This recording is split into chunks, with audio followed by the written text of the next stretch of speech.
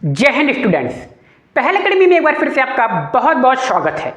आज के वीडियो में हम बात करने वाले हैं क्लास 8 की एक्सरसाइज 11.2 के क्वेश्चन नंबर 11 के बारे में, और ये इस एक्सरसाइज का और इस यूनिट का आखिरी क्वेश्चन भी है। ठीक है, तो आइए बात करते हैं। School has 8 periods in a day each of 45 minutes. अब देखिए कह रहा है एक स्कूल में 8 पीरियड लगते हैं। ठीक है, एक पीरियड लगते हैं और एक पीरियड कितने समय का होता है? 45 मिनट्स का होता है।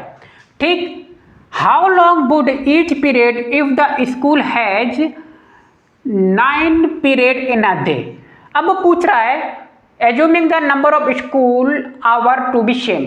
फिर पूछ रहा है कि भैया बताइए स्कूल में 9 पीरियड लगाए जाते हैं, 9 पीरियड लगाए जाते हैं तो एक पीरियड कितने मिनट का होगा?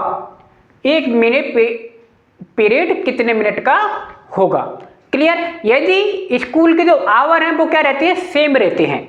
सेम रहने का मतलब मान लीजिए सुबह 8 बजे स्कूल शुरू होता है और 2 बजे तक लगता है, यानी कि 6 आवर हो रहे हैं और 6 आवर ये आपके फिक्स हैं। ठीक है, इन्हीं 6 आवर के अंदर जब आप 8 पीरियड लगाते हो 45 मिनट्स के, ठीक है, तो 6 आवर कंप्लीट होते हैं। इन्हीं 6 आवर में आपको क्या करना है? 9 पीरियड लगाना है। तो बताइए एक पीरियड कितने समय का होगा? बात समझ में आ रही है? यानी कि आवर फिक्स है और मैंने बार बार कहा इनवर्स प्रोपोर्शन में कोई भी एक चीज की आपको क्या दी होगी? फिक्स दी होगी। ठीक, तो यहाँ पे क्या दिया हुआ है? आवर फिक्स दिया है कि स्कूल आवर्स कितने हैं? फिक्स हैं वो। ठीक, आइए बात करते हैं। Let the duration of period is P. तो हमने पी मान लिया। When the school has 9 period in a day, जब 9 पीरियड लगाए जाते हैं स्कूल में तो एक पीरियड कितने मिनट का होगा? हमने पी यहाँ पे मान लिया है। ठीक है, बात समझ में आ गई होगी। और यहाँ पर भी देखिए समझ में आ गया होगा ना, जब 8 पीरियड लगा रहे हैं तो 45 के हैं, अगर 9 लगाएंगे तो क्या होगा? 45 से कम ही आएगा आंसर आपका 45 मिनट से। So then given information put in the form of table की फॉर्म लिख लिया। नंबर ऑफ पीरियड कितने थे? 8, तब ड्यूरेशन ऑफ पीरियड कितनी थी? 45। अब नंबर ऑफ पीरियड है 9, ड्यूरेशन ऑफ पीरियड क्या है हमें नहीं पता, हमने पी मान लिया है। क्लियर। अब देखिए ऊपर नंबर ऑफ पीरियड ये एक्स होता है, ये ऊपर वाली वैल्यू, नीचे वाली वैल्यू क्या होती है आपकी? वाई होती है। क्या होती है? वाई होती है। ठीक, एक्स की वैल्यू क्या हो रही है बताइए? इंक्रीज हो रही है, तो वाई की वैल्यू क्या होगी? डिक्रीज होगी। ये बात समझ में आ रहा होगा क्लियरली। मोर पीरियड क्या हो रहा है? मोर।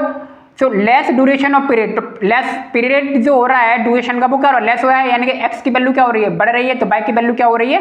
कम हो रही है। ये बात समझ में आ गई। So there is a inverse proportion हो गया। सो x1 की वैल्यू कितनी है? 8 है, y1 की वैल्यू है 45, x2 की वैल्यू है 9, y2 की वैल्यू है p। फॉर्मूला पता है हमें, x1 y1 equal to x2 y2। x1 की वैल्यू है 8, y1 की वैल्यू है 45, मल्टीप्लाई में लिख दिया, इक्वल 9 मल्टीप्लाई p, x2 और y2 की वैल्यू रख दी। ठीक है, अब क्या करेंगे? देखिए 9 मल्टीप्लाई में है ना, तो इस तरफ आएगा लेफ्ट हैंड साइड में, तो अपन में चला जाएगा। तो अगली स्टेप क्या होगी? x मल्टीप्लाई 45 अपॉन 9 हो गया, ये इक्वल टू p हो गया। 9 से काट दिया मैंने 45 को, ये 5 टाइम में जाएगा, तो 8 मल्टीप्लाई 5 हो गया, ये 8 multiply equal to p equal to क्या आ गया? 40। तो hence the duration of period is 40 minute. Clear. और यही आपका क्या है?